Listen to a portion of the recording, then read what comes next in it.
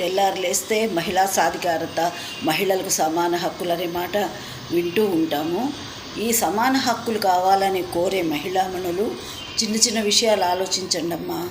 ఇప్పుడు పెళ్ళి కావాల్సిన అమ్మాయిలు తనకంటే ఎక్కువ హైట్ ఉండాలి, ఎక్కువ జీతం సంపాదించాలి, ఆర్థిక పరిస్థితులు బాగుండాలి అని కోరుకుంటారు. అంతేకాదమ్మా, ఇప్పుడు ఇంట్లో పెద్ద పెద్ద బరువు పనులు చేయాలంటే ఏమండో కొంచెం ఈ నీళ్ళ బకెట్ బరువుగా అంది మోసి పెట్టండి అంటాం. బయటకు వెళ్ళినప్పుడు కూరల సంచీలు అవి తెచ్చేటప్పుడు కూడా బరువుగా ఉన్న సంచీలు వాళ్ళకి తగిలిచ్చేసి చిన్న చిన్న సంచీలు మనం పట్టుకొని వస్తూ ఉంటాము. సాధికారత అని మనం అడిగే ముందు మన ఆలోచన విధానం కూడా బ్రాడ్గా ఉండాలి. అవును, నీకు ఎక్కువ జీతం వచ్చింది, మీ ఆయన తక్కువ జీతం ఉండొచ్చు.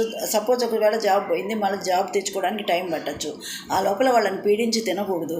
మీ ఆలోచనలు మార్చుకోండి అమ్మా. ముందు అమ్మాయిలు చక్కగా సాధికారత కోరే ముందు, ఇప్పుడు పాలిటిక్స్లో కూడా చూస్తూ ఉంటాం, సాధికారత కోరే మహిళలు అంటే రిజర్వ్డ్ కాన్స్టిట్యున్సీస్ ఉంటాయి కదా, రకరకాల మహిళలు ఆ పదవుల్లో ఉన్నా కూడా వాళ్ళ వెనక వాళ్ళ భర్తలు కానీ పిల్లలు కానీ ఎవరో ఒకరు వెనకాల ఉండి వస్తూ ఉంటారు.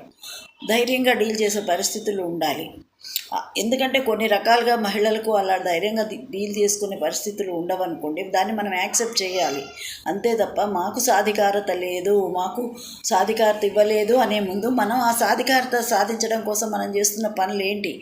ఇప్పుడు ఆఫీసులో కూడా కొన్ని ఆఫీసుల్లో 6, 7, 8 గంటల వరకు పనులు చేయాల్సి ఉంటే మగపిల్లలు ఉండి పనులు చేస్తున్నారు. ఆడవాళ్ళు 4:30కే బ్యాగులు వేసుకొని వస్తారు ఎక్కువ మంది. అఫ్కోర్స్ కొంతమంది 5 వరకు ఉంటారులేండి.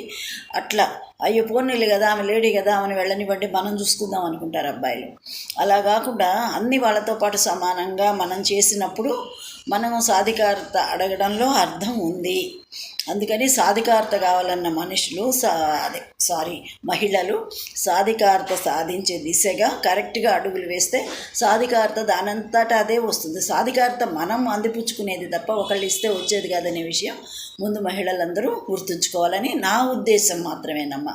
మీ ఉద్దేశం వేరుగా ఉంటే ఓకే, నేను యాక్సెప్ట్ చేస్తాను.